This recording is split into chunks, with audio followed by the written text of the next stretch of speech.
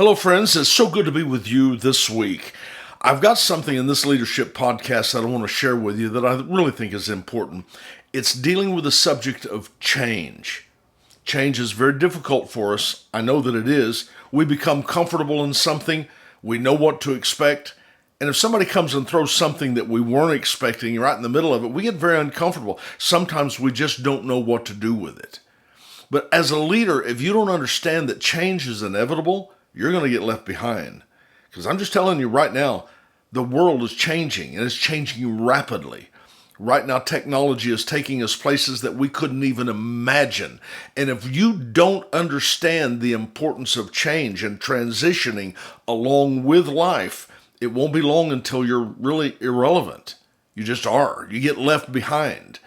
And you're almost like I was telling somebody one time, I said the thing that didn't make the change was a fossil.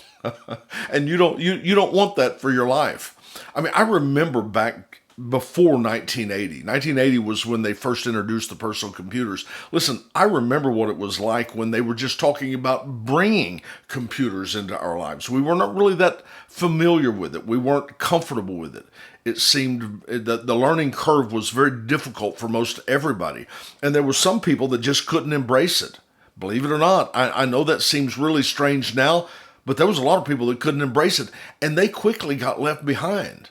So you have to be willing to leave where you are comfortable, and sometimes you've got to embrace the things that you don't know. That's just part of your job as a leader. Because if you can't, it's not just seeing the future, but it's embracing it and transitioning with the future. I've got a couple of quotes I've got to read you. I thought these were really funny, but it just kind of shows how nearsighted a lot of people are. I want you to listen to these following quotes. Now, this was from Tom Watson. He was the chairman of IBM in 1943. And here's what he said. He said, "I think there's maybe a world market for, say, 5 computers." Now, that was all he could see, was the need for 5 computers in the world. And he was the chairman of IBM in 1943. I love this one here. "There's no reason why anyone would want a computer in their home." That was by Ken Olsen. He was the Digital Equipment Corporation in 1977. I love this one from 1949. It said, "Computers in the future may weigh no more than 5 tons. That was Popular Mechanics. Wow. Look at this one. "Television won't be able to hold any market that it captures after the first 6 months." Now, that was Daryl Ledzedik. He was the head of 20th Century Fox in 1946. They couldn't see what was ahead. They were so captured, they were so paralyzed by the past and by the present that they couldn't see the future. Listen to this one. This was Decca Recording Company. Here's what they said. "We don't like their sound, and guitar music is on its way out anyway." You know who they were talking about? It's in 1962, the Beatles. Decca Recording Company, they rejected the Beatles and said, "We don't like their music, and nobody's going to like guitar music." And they rejected the Beatles. This one here, this next one is really kind of fascinating to me.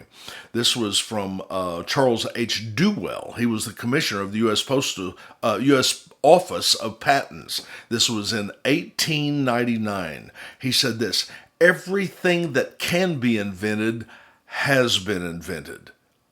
Can you imagine that? 1899. This guy looked, and he was obviously had a very important position, but he couldn't see past the end of his nose.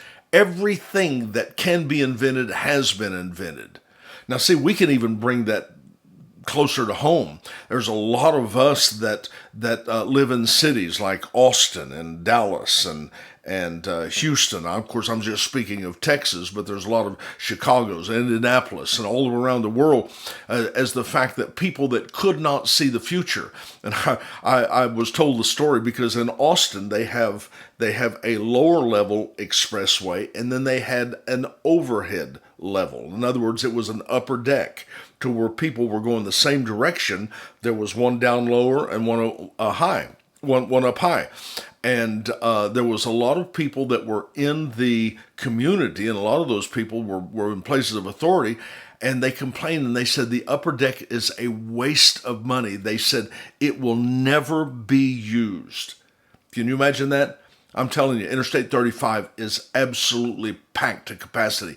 But those people, and it wasn't that terribly long ago, they said it was a waste of money to have that upper deck. It will never be used. They'll never put any cars on it. Now, of course, you can also look at a lot of the ways that communities have grown. They don't have the infrastructure to receive what's coming to them, and they quickly get overwhelmed. They get left behind.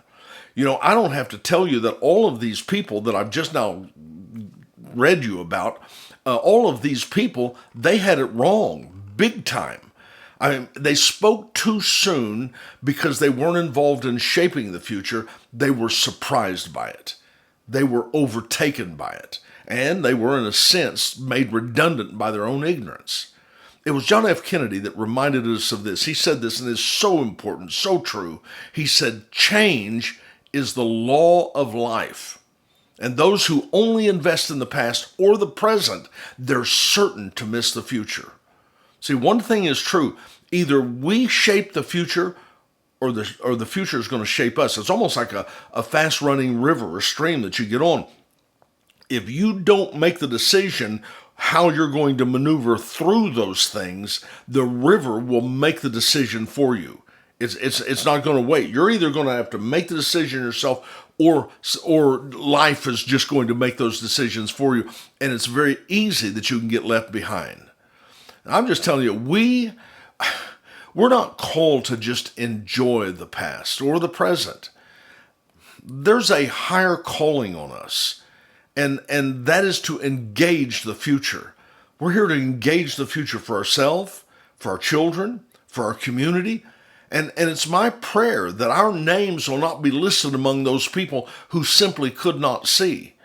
As leaders, that's you, that's me. We bear the burden and we bear the responsibility. We've got to lead the way and get involved in the shaping of our future.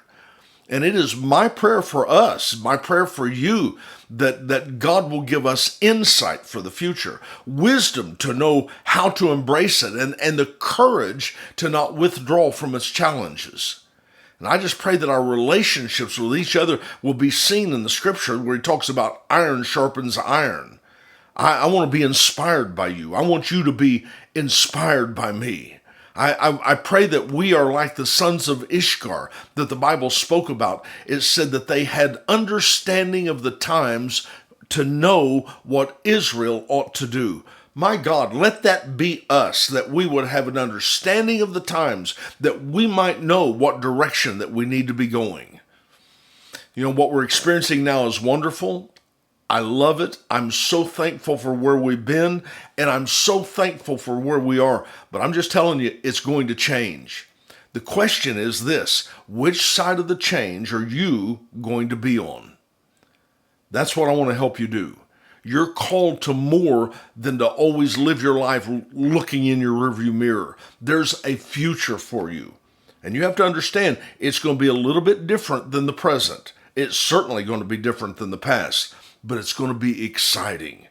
It's going to be exciting. And I want to help you get there. Now, I've told you concerning my website, I've got a ton of resources that you can go to that I think will really help you. Just go to jerryedmond.com, and there's just, like I said, there's just a whole bunch of things there for you. But my word for you right now is to be bold. Be courageous. Be visionary, because your greatest dream is in front of you. Let's go for it.